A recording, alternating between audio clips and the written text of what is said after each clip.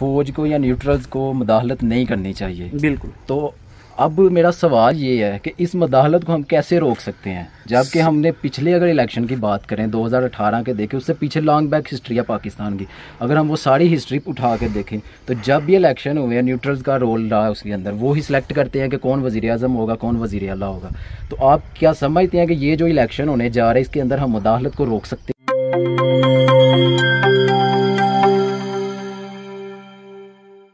बिस्मिल्लाहिर्रहमानिर्रहीम, अस्सलाम वालेकुम नाज़रीन, आप देख रहे हैं यूट्यूब चैनल, मैं हूं फ़हद मुग़ल। नाज़रीन, आज पाकिस्तान की हिस्ट्री का एक बहुत ही अहम इलेक्शन होने जा रहा है जिसको हम बाई इलेक्शन कहेंगे। 20 जो पाकिस्तान तहरीक इंसाफ के MPA मुनहरिफ हो गए थे उनको डी-सीट कर दिया गया था इलेक्शन कमीशन ने। सुप्रीम कोर्ट की जजमेंट आई थी, बड़ी लंबी चौड़ी जजमेंट थी, उसकी बिना पर वो जो 20 अहलकार थे MPA थे उनको डी-सीट कर दिया गया। उनमें बहुत सारे आज़ाद उम्मीदवार थे जिनका अपना वोट बैंक था, उनको भी डी-सीट किया गया। 5 उसके अंदर जो थे वो रिज़र्व सीट्स थी जिनके ऊपर इलेक्शन कमीशन ने नोटिफिकेशन जारी कर दिया है, वो 5 सीटें PTI को मिल गई हैं। अब अगर हम पाकिस्तान की पंजाब की अगर हम असम्बली में देखें तो पाकिस्तान तहरीक इंसाफ इस टाइम 173 पे स्टैंड कर रही है, और अगर हम शहबाज शरीफ की जो पार्टी है PMLN उसको अगर देखें तो वो जो स्टैंड कर रही है इस टाइम वो भी 177 पे स्टैंड कर रही है। 2 उनके MPO ने इस्तीफ़ा दे दिया जिसमें जलील शर्कपुरी शामिल है और फैसल नियाजी शामिल है। एक और उनके MPA का इस्तीफ़ा भी मसूल हो चुका है। तो इस हिसाब से अगर देखा जाए तो उनकी तादाद अब कम होती जा रही है, 174 पे वो स्टैंड कर रहे हैं। तो अब जो आज का इलेक्शन है ये बहुत सारा अहम इलेक्शन है। अगर इसमें PTI अक्सरियत ले जाती है, 13-14 सीटें ले जाती है, तो पंजाब में वो अपनी गवर्नमेंट बनाने में कामयाब हो जाएंगे। इस बिना पर वो मरकज़ में भी हुकूमत को ख़त्म करने के लिए अपना आगाज़ कर देंगे, क्योंकि फिर वो वज़ीर आज़म जो शहबाज शरीफ साहब हैं वो सिर्फ़ और सिर्फ इस्लामाबाद की हद तक वज़ीर आज़म रह जाएंगे। तो इस लिहाज से ये इलेक्शन PTI के लिए बहुत अहम है, क्योंकि वो जो इन्होंने एक बनाया हुआ है कि रजीम चेंज ऑपरेशन किया गया अमेरिका ने हम पाकिस्तान के अंदर, तो अमेरिका की इसके पीछे लॉन्ग बैक हिस्ट्री है। अमेरिका हमेशा से पाकिस्तान के अंदर और दूसरे जो डेवलपिंग कंट्रीज़ हैं उनके अंदर रजीम चेंज ऑपरेशन करता रहा है। तो इस सिलसिले में मेरे साथ मेरे कुलीग हैं नबील भाई, इनसे बात करते हैं, इनसे पूछते हैं कि आप इस इलेक्शन के बारे में क्या तासुरात देते हैं। आए नबील भाई। अस्सलाम वालेकुम जी। फ़हद भाई, आपने बात की कि आज इलेक्शन होने जा रहा है 20 सीटों पे जिसकी पोलिंग जो है शुरू हो चुकी है। तो ये इलेक्शन जो है बहुत अहमियत का हामिल है। वो उसकी वजह ये है कि इस इलेक्शन की वजह से पंजाब में जो गवर्नमेंट है उसकी स्टेबिलिटी जो है ना वो सामने आएगी कि किसकी गवर्नमेंट रहेगी। अब अगर ये 20 सीटों में से तकरीबन 12 से 14 सीटें अगर PTI ले लेती है तो वो कामयाब हो जाएगी कि जो हमजा शहबाज है उसकी वज़ारत आला को ख़त्म किया जा सके। अगर वो इतनी सीटें लेने में कामयाब नहीं होती, क्योंकि उसकी एक वजह ये भी है कि जो हमजा शहबाज है वो इस वक्त वज़ीर आला है, उनकी गवर्नमेंट है पंजाब में भी और PMLN की पूरे पाकिस्तान में भी गवर्नमेंट है। एक इलेक्शन में जो हुकूमती जो उम्मीदवार होते हैं उनको ये एज होता है, उनको एक ये फ़ायदा होता है कि वो गवर्नमेंट में होते हैं, वो बड़े बड़े वादे कर सकते हैं, वो उसमें जो है कि कह सकते हैं कि जी हम ये करवा देंगे वो करवा देंगे, और लोग उनके झांसे में आ भी जाते हैं।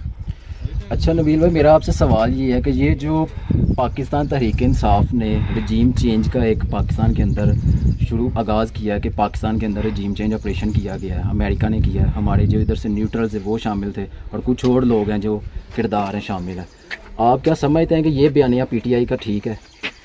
जी, मैंने अभी तक जो मैंने पॉलिटिकली मेरा व्यू है या जो मैंने सुना है और पढ़ा है उसके मुताबिक मुझे तो यही लगता है कि ये बयानिया बिल्कुल दुरुस्त है।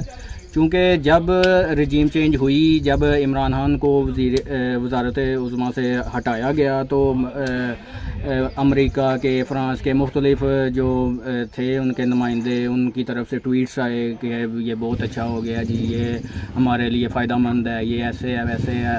उसके बाद जो एक लेटर अमेरिका की तरफ से आया था उसको भी जो है तस्दीक के लिए दिया गया, और पाक फ़ौज ने ये कह भी दिया कि ये जी इसमें कोई मुदाखलत नहीं हुई, इसमें जो है ना वो इंटरफेरेंस जो है ना हुई है।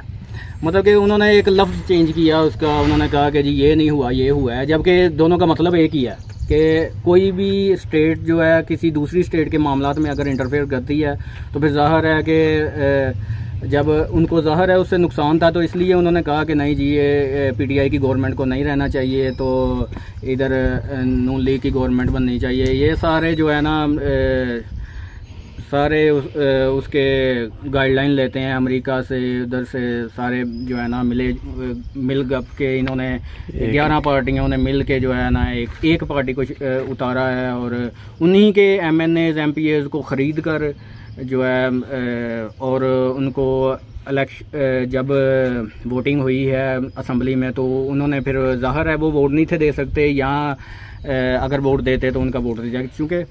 अच्छा नबील भाई, मेरा आपसे दूसरा सवाल ये है कि जिस तरह हम देख रहे हैं कि सलमान नईम है, ठीक है, शाह महमूद कुरैशी साहब को उन्होंने शिकस्त दी थी जनरल इलेक्शन में 2018 में, तो क्या आप समझते हैं कि सलमान नईम को, जैसे वो आज़ाद उम्मीदवार थे, उनका अपना वोट बैंक है, तो उनका अगर दोबारा वो इलेक्शन जीते हैं नून लीग की सीट से, तो पॉसिबिलिटी है कि फिर वो इलेक्शन को फेयर माना जाएगा, फ्री एंड फेयर माना जाएगा? असल में मैंने चूँकि आपको आगे भी बताया है कि जो उम्मीदवार हुकूमत का होता है ना, उसको हुकूमती एज होता है, तो वो पूरी जो उसको इस्तेमाल कर सकता है, फोर्स को, जो हुकूमत की फोर्स है उसको इस्तेमाल कर सकता है और किसी को भी शिकस्त दे सकता है। अगर ये साफ़ और शफाफ इलेक्शन होते हैं तो इंशाल्लाह अल्लाह पाकिस्तान के लिए बेहतर करेगा इंशाल्लाह। बहुत शुक्रिया नबील भाई। हमारे साथ एडवोकेट सैयद मोहम्मद तकी साहब मौजूद हैं, उनसे बात करते हैं कि वो आप इस इलेक्शन के बारे में क्या ख्याल कर रहे हैं। जी अस्सलाम वालेकुम फ़हद भाई, क्या हाल है? ठीक ठाक है? जी अल्हम्दुलिल्लाह, आप सुनाए? ठीक है जी फ़हद भाई, इलेक्शंस के लिहाज से मेरी राय ये है कि मुझे नहीं लगता कि इलेक्शंस फेयर होंगे। उसकी बड़ी वजह ये है कि अगर आप फेयर इलेक्शन चाहते हैं तो क्यों शहबाज शरीफ ने जो है पेट्रोल सस्ता किया? ये तो आवाम की आंखों में धूल झोंकने के बराबर हुआ, ठीक है, ताकि आवाम को बेवकूफ़ बनाया जा सके। मुझे लगता है कि इस दफ़ा पाकिस्तान की आवाम समझदारी का मुजाहरा करते हुए अपने वोट का सही इस्तेमाल करेगी। मुझे नहीं लगता कि आवाम को पेट्रोल की कीमत से गर्द होना चाहिए, क्योंकि आप 100 रुपया पेट्रोल बढ़ा रहे हैं और 18 रुपये कम कर रहे हैं, जबकि आलमी मार्केट में पेट्रोल की प्राइसेस काफ़ी ज़्यादा कम हो चुकी हैं, ठीक है। ये सिर्फ पाकिस्तान में इलेक्शन से 3 दिन पहले पेट्रोल की कीमत को गिराना, यानी कि आवाम को, आप आवाम के जज्बात के साथ खेल रहे हैं।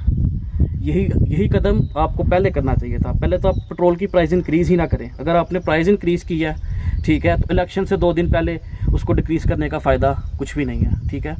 तो इलेक्शन अगर फेयर करने चाहते हैं तो न्यूट्रल्स की जो मुदाखलत है, उन्हीं के अल्फाज मैं दोहरा रहा हूँ, मुदाखलत, क्योंकि उनका भी यही लफ्ज़ था कि मुदाखलत हुई है, साजिश नहीं हुई। तो मेरे लिहाज से उनको भी इलेक्शन में मुदाखलत नहीं करनी चाहिए, अगर तो फेयर एंड फाइन इलेक्शंस आप लोग चाहते हैं। अच्छा तकी भाई, आपने कहा कि फ़ौज को या न्यूट्रल्स को मुदाखलत नहीं करनी चाहिए। बिल्कुल। तो अब मेरा सवाल ये है कि इस मुदाखलत को हम कैसे रोक सकते हैं, जबकि हमने पिछले अगर इलेक्शन की बात करें 2018 के देखें, उससे पीछे लॉन्ग बैक हिस्ट्री है पाकिस्तान की, अगर हम वो सारी हिस्ट्री उठा के देखें तो जब भी इलेक्शन हुए न्यूट्रल्स का रोल रहा है उसके अंदर, वो ही सिलेक्ट करते हैं कि कौन वज़ीर आज़म होगा, कौन वज़ीर आला होगा। तो आप क्या समझते हैं कि ये जो इलेक्शन होने जा रहा है इसके अंदर हम मुदाखलत को रोक सकते हैं? सर, ऐसी ही मुदाखलत जो है रूस के शहरियों ने भी रोकी कि जब मार्शल लॉ लगाने की कोशिश की गई जर्नलों ने, अवाम बाहर निकली उसके ख़िलाफ़ और उन्होंने ये मुदाखलत रोकी। हमारी पाकिस्तान भी अवाम जो है बाशऊर अवाम है। इंशाल्लाह मुझे उम्मीद है कि वो अपने जो वोट का है वो सही इस्तेमाल करेंगे। आजकल सोशल मीडिया की ताकत बहुत ज़्यादा हो चुकी है। अगर किसी भी पोलिंग स्टेशन में कोई मसला आता है, अवाम वीडियो बनाए, आपको हमें ईमेल करें, व्हाट्सएप करें, हम इंशाल्लाह ताला वो चलाएँगे। तो मुझे लगता है कि इस दफ़ा तारीख़ बदलेगी, इनकी मुदाखलत रुकेगी और इंशाल्लाह तहरीक इंसाफ कामयाब। आपने बात की है कि ये जो गवर्नमेंट है इस टाइम, शहबाज शरीफ साहब वज़ीर आज़म, इन्होंने जो पेट्रोल की प्राइस बढ़ाई है वो जितनी बढ़ाई थी उतनी कम नहीं की, क्योंकि जितनी आपने कहा कि इंटरनेशनली प्राइस उसकी बढ़ी है, उतना इन्होंने आवाम को रिलीफ नहीं दिया जितनी अब कम हुई है इंटरनेशनली प्राइस। तो आप क्या ये नहीं समझते कि अगर गवर्नमेंट मुश्किल फ़ैसला ये ना करती, पेट्रोल की प्राइसेस या कमोडिटीज़ की प्राइसेस को बढ़ाती ना, तो हमारा हालात श्रीलंका जैसे हो सकते थे। जिस तरह आप देख रहे हैं कि श्रीलंका डिफ़ॉल्ट कर गया, उधर कोई इस टाइम गवर्नमेंट मौजूद नहीं है, सदर उनका भाग चुका है, इस्तीफ़ा दे दिया, वज़ीर आज़म ने दे दिया, अवाम का कोई हाल नहीं। आप समझते हैं कि पाकिस्तान के हालात भी ऐसे हो सकते थे अगर गवर्नमेंट ये इक़दाम ना उठाती? फहद भाई 2 दिन में मेरे ख्याल से एक इस तरह के हालात पैदा नहीं हो सकते कि मुल्क सिर्फ 18 रुपये पेट्रोल बढ़ने कम होने की वजह से डिफ़ॉल्ट कर जाए। मेरे ख्याल से कि 2 दिन में ये मामला तय नहीं हो सकते, इसके लिए एक लंबा अरसा चाहिए अगर आपका मुल्क भी डिफ़ॉल्ट करता है। तो मुझे लग रहा है अगर थोड़ी देर मज़ीद नून लीग रही तो ये वक्त शायद पाकिस्तान को, अल्लाह ना करे, पाकिस्तान को फेस करना पड़े।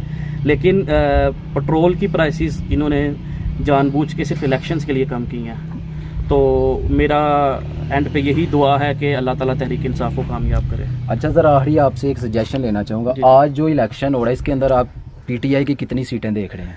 सर हुकूमती मशीनरी फुल इस्तेमाल की जा रही है।